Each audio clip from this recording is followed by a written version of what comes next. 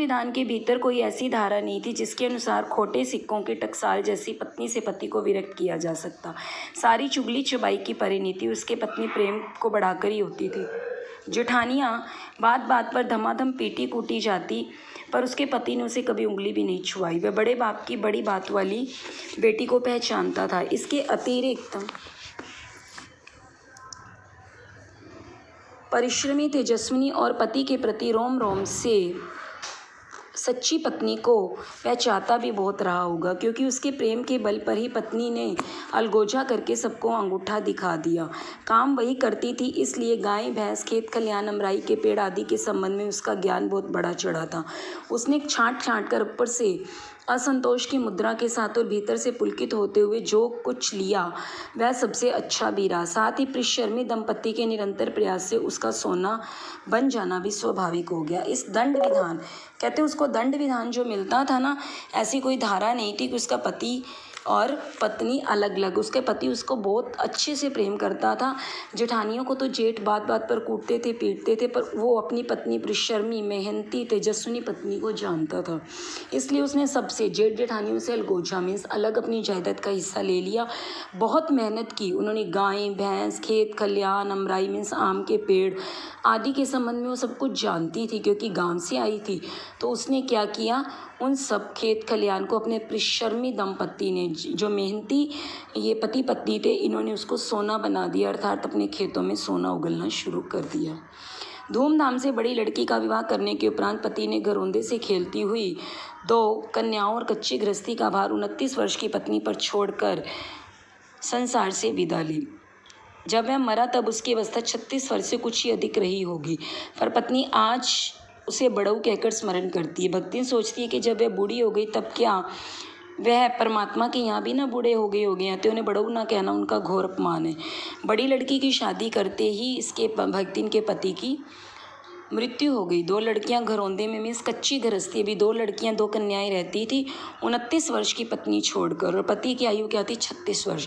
और भक्तिन उसको बात बात पर क्या कहती थी, बड़ऊ मीन्स उसको बूढ़ा कहती थी जब मैं बूढ़ी होती जा रही हूँ तो वो भी परमात्मा के यहाँ बूढ़ऊ नहीं हो गए होंगे। हाँ, तो भक्तिन के हरे भरे खेत, मोटी ताजी गाय भैंस और फलों से लदे पेड़ देखकर जेठ जेठोतों के मुंह में पानी भराना ही स्वाभाविक था। इन सब की प्राप्ति तो तभी संभव थी जब भयो दूसरा घर कर लेती, पर जन्म से खोटी भक्तिन इनके चकमे में आई ही नहीं। उसने क्रोध से पांव पटक पटक कर आंगन को कंपायमान करते हुए कहा, हम कुकुरु बिलारी ना होए, हमारा मन पुसाए तो हम दूसरे के जाब नहीं, तुम्हारे पचे की छाती पर हो रहा बुझब और राज करब, समझो रे। कहते अब जेठ जेठोते, जो जेठ के बच्चे थे ना, उनको जलन होती थी इसके खेत खलिहान है। उन्होंने सोचा कि किसी तरीके सब कुछ ले लिया जाए इससे, पर वो क्या थी, जन्म से खोटी मीन्स भक्तिन पूरी स्पष्टवादी थी। तो भक्ति ने भी अपनी भाषा में क्या किया कि अगर तुम मेरे पर अत्याचार करोगे ना तो मैं भी कहीं जाने वाली नहीं हूँ, यहीं पे राज करूँगी, समझे रे, तुम्हारी छाती पर ही मूंग दलूँगी। उसने ससुर, अजय ससुर और जाने के पीढ़ियों के ससुर गणों की उपार्जित जगह जमीन में से सुई की नोक के बराबर भी देने की उदारता ना दिखाई। इसके अतिरिक्त गुरु से कान फुकवा कंठी बांधे और पति के नाम पर भी चिकने केशों को समर्पित करके अपने कभी न टलने की घोषणा कर दी। भविष्य में भी संपत्ति सुरक्षित रखने के लिए उसने छोटी लड़कियों के हाथ पीले कर उन्हें ससुराल पहुँचाया। पति के चुने हुए बड़े दामाद को घर जमाई बनाकर रखा। इस प्रकार उसके जीवन का तीसरा परिच्छेद आरंभ हुआ। उसने ससुर, दादा ससुर, पीढ़ियों, कितने ही लोगों ने कहा कि जमीन में से कुछ दे दो, पर उसने सुई की नोक के बराबर किसी को कुछ नहीं दिया। गुरु से कान मतलब कंठी बांध गले में माला पहनने लगी। पति के नाम से अपने बाल को तेल से गीला करके रखने लगी और भविष्य में भी अपनी संपत्ति सुरक्षित रखने के लिए दोनों छोटी लड़कियों की शादी कर दी और बड़े जमाई को घर जमाई बना लिया, बड़े दामाद को घर दामाद बना लिया।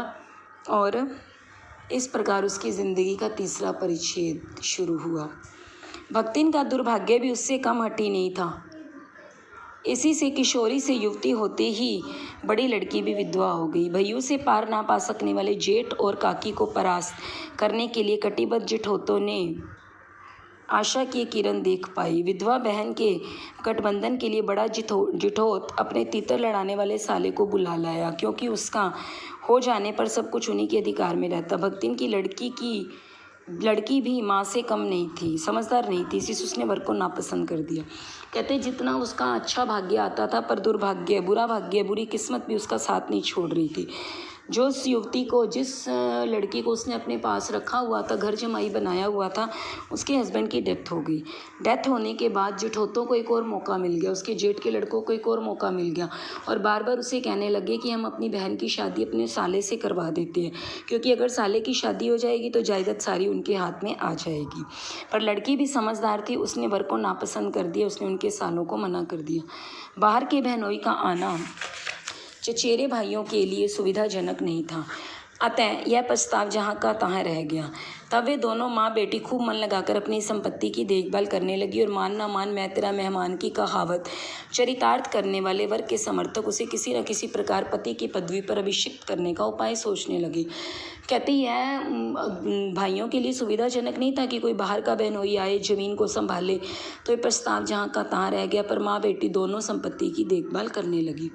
एक दिन माँ की अनुपस्थिति में वरमाश्य ने बेटी की कोठरी में घुसकर भीतर से द्वार बंद कर लिया और उसके समर्थक गांव वालों को बुलाने लगे। युवती ने जब इस डकैत वर्ग की मुरम्मत कर कुंडी खोली तब पंच बेचारे समस्या में पड़ गए। तीतरबाज युवक कहते हुए निमंत्रण पाकर भीतर गया और युवती उसके मुख पर अपने 5 उंगलियों के उभार में इस निमंत्रण के अक्षर पढ़ने का अनुरोध करती थी।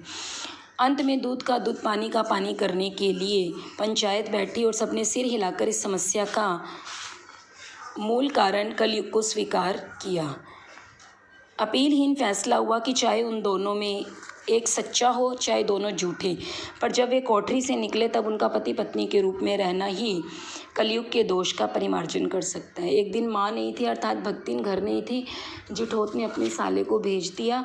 दरवाज़ा उसने अंदर से कुंडी लगा ली और इसने मारने की भी बहुत कोशिश की। उसकी 5 उंगलियों के निशान भी, भक्तिन की बेटी के 5 उंगलियों के निशान भी उसके साले के मुख पर है। पर पंचायत बिठाई गई और पंचायत ने क्या बोला कि ये एक ही कमरे से दोनों इकट्ठे निकले हैं, तो ये पति पत्नी के रूप में ही स्वीकार किया जाएगा। अपमानित बालिका ने होठ काट कर लहू निकाल ली और माँ ने अग्नि नेत्रों से गले पड़े दामाद को देखा। संबंध कुछ सुखकर नहीं हुआ, क्योंकि दामाद अब निश्चिंत होकर तीतर लड़ाता था और बेटी विवश क्रोध से जलती रहती थी। इतने यत्न से संभाले हुए गायें, ढोर, खेती बाड़ी जब पारिवारिक द्वेष में ऐसे झुलस गए कि लगान अदा करना भी भारी हो गया। सुख से रहने की कौन कहे। अंत में एक बार लगान ना पहुंचाने पर जमींदार ने भक्तिन को बुलाकर दिन भर कड़ी धूप में खड़ा रखा। अपमान तो उसकी कर्मठता में सबसे बड़ा कलंक बन गया। तो दूसरे ही दिन भक्तिन कमाई के विचार से शहर आ पहुंची। जब बड़ी बेटी का जो वो पति था, मीन्स इसका बड़ा दामाद था, वो क्या है, इतना उसकी जायदाद पर नज़र थी, उसने सब कुछ बेच दिया और लास्ट में क्या, जमींदार पर इतना कर्ज हो गया कि एक दिन भक्तिन को महाजन का कर्ज चुकाने के लिए धूप में सारा दिन खड़ा होना पड़ा। और इसी कलंक से छुटकारा पाने के लिए वो शहर आ गई। घुटी हुई चांद की मोटी मैली धोती से ढांकी और मानो सब प्रकाहट की आहट सुनने के लिए कान कपड़े से बाहर निकाले। भक्तिन जब मेरे यहाँ सेवक धर्म में दीक्षित हुई तब उसके जीवन के चौथे और संभवतः अंतिम परिच्छेद का जो अर्थ हुआ उसकी इति अभी दूर है। कहते चौथा परिच्छेद जो शुरू हुआ, उसकी ज़िंदगी का चौथा पन्ना जो शुरू हुआ। भक्तिन की वेशभूषा में गृहस्थ और वैरागी का सम्मिश्रण देखकर मैंने शंका से प्रश्न किया, क्या तुम खाना बनाना चाहती हो? उत्तर में उसने ऊपर के होठ को सिकोड़ और नीचे के अधर को कुछ बढ़ाकर आश्वासन की मुद्रा के साथ कहा, ई कौन बड़ी बात है, रोटी बनाई जानत है, दाल रांध लेत है, साग भाजी छौंक सकित है और बाकी का रहा। कहते हैं वेशभूषा में जब मैंने देखा कि ये गृहस्थी भी लग रही है और कंठी माला वगैरह देखी तो मुझे लगा ये कोई तपस्विनी है। दोनों का मिला जुला रूप देखकर मैंने पूछा कि क्या तुम खाना बना लेती हो? उत्तर में उसने क्या कहा कि ये कौन सी बड़ी बात है, दाल बना लेती हूँ, सब्जी बना लेती हूँ, इसमें तो कोई बड़ी बात नहीं है। दूसरे दिन तड़के ही सिर पर कई लोटे औंधाकर उसने मेरी धूली धोती जल के छींटों से पवित्र कर पहनी और पूर्व के अंधकार और मेरी दीवार से फूटते हुए सूर्य और पीपल को 2 लोटे जल से अभिनंदन किया। सुबह उठ गई। जब पहली बार महादेवी वर्मा के पास आई थी, मैंने बताया था कि वो पूछते हैं कि तुम खाना बनाना जानती हो, तो वो कहती है ये कौन सी बड़ी बात है कि मुझे सब कुछ बनाना आता है। तो दूसरे दिन तड़के में बहुत सवेरे उठकर कई लोटे औंधाकर में अच्छी तरह नहा धोकर उसने धुली धोती मीन्स धोई हुई साड़ी को जल के छींटों से फिर पवित्र किया। फिर उसने सूर्य देवता और पीपल के वृक्ष को 2 लोटे पानी 2 लोटे जल दिया। 2 मिनट तक नाक दबाकर जप करने के उपरांत जब वह कोयले की मोटी रेखा से अपने साम्राज्य की सीमा निश्चित कर चौके में प्रतिष्ठित हुई, तब मैंने समझ लिया कि इस सेवक का साथ टेढ़ी खीर है। कहते जब 2 मिनट तक उसने नाक दबाया, 2 मिनट तक नाक दबाकर जप किया, फिर कोयले से एक मोटी रेखा खींच दी कि जहाँ तक उसका साम्राज्य है, तो मुझे ऐसा लगा कि इसके साथ रहना तो बड़ा मुश्किल काम है। अपने भोजन के संबंध में नितांत वितराग होने पर भी मैं पाक विद्या में लिए परिवार में प्रख्यात हूँ और कोई भी पाक कुशल दूसरे के काम में नुक्ताचीनी बिना किए नहीं रह सकता। पर जब छूत पाक पर प्राण देने वाले व्यक्तियों का बात बात पर भूखा मरना स्मरण हो आया और भक्तिन की शंकाकुल दृष्टि खींची हुई रेखा के सामने दुर्लज्ञ हो उठी, निरुपाय अपने कमरे में बिछौने में पड़कर नाक के ऊपर खुली हुई पुस्तक स्थापित कर मैं चौके से पीढ़े पर आसीन अनाधिकारी को भूलने का प्रयास करने लगी। कहते हैं कि मैं अपने पूरे परिवार में पाक विद्या में खाना बनाने के लिए बड़ी फेमस हूँ, महादेवी वर्मा कहती। पर ये क्या है, ये तो मुझसे भी ज़्यादा अपने आप को क्या कहती है कि मैं पाक कला में बहुत कुशल हूँ, खाना बहुत अच्छा बना लेती हूँ। कहते मैं भी चुपचाप अपनी बुक लेकर बैठी रही और मुझे याद आ गया कि अनाधिकार, अब मेरा कोई अधिकार ही नहीं है चौके में घुसने का, अब तो भक्ति ना चुकी है। मैं अपने उस अधिकार को भूलने लगी।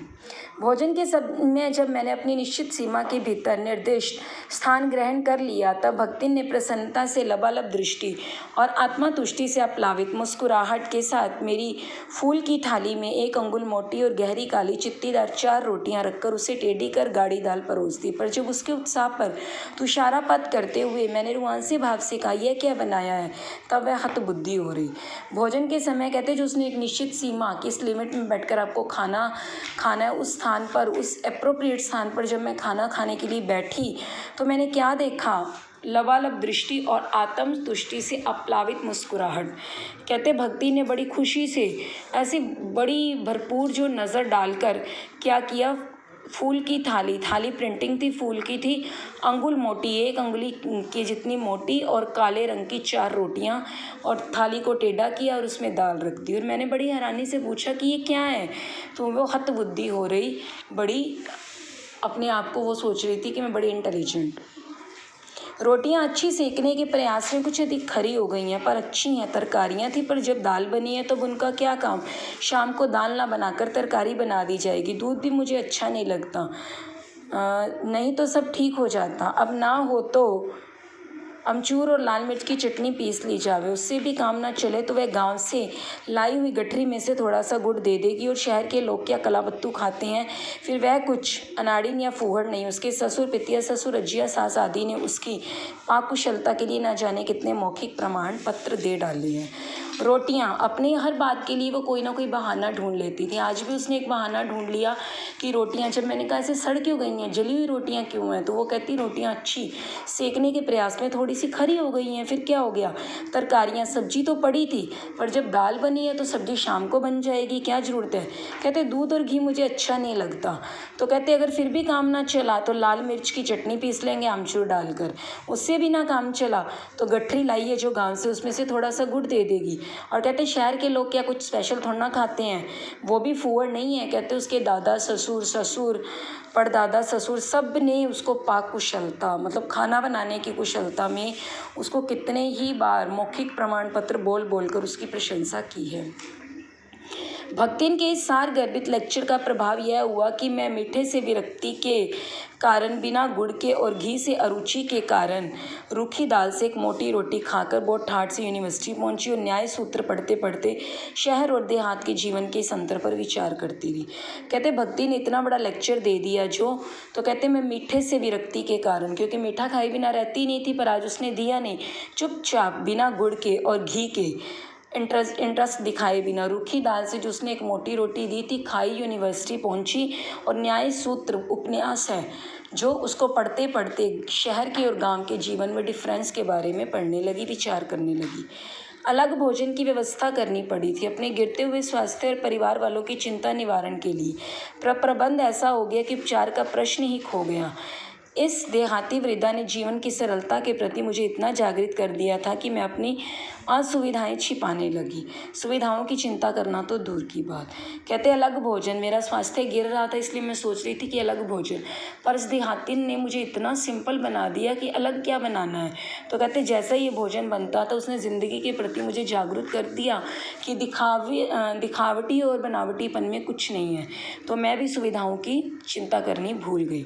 इसके अतिरिक्त भक्तिन का स्वभाव ही ऐसा बन चुका था कि वह दूसरों को अपने मन के अनुसार बना लेना चाहती है, पर अपने संबंध में किसी प्रकार के परिवर्तन की, कहते उसका नेचर ही ऐसा था कि दूसरे को अपने अकॉर्डिंग चेंज कर लेती है, पर अपने पर किसी प्रकार के परिवर्तन की कल्पना तक उसके लिए संभव नहीं है। इसी से आज मैं अधिक देहाती हूँ, पर उसे शहर की हवा नहीं लग पाई।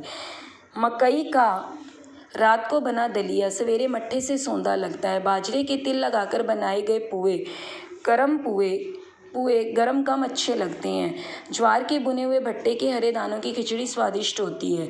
सफ़ेद महुए की लापसी संसार भर के हलवे को लजा सकती है।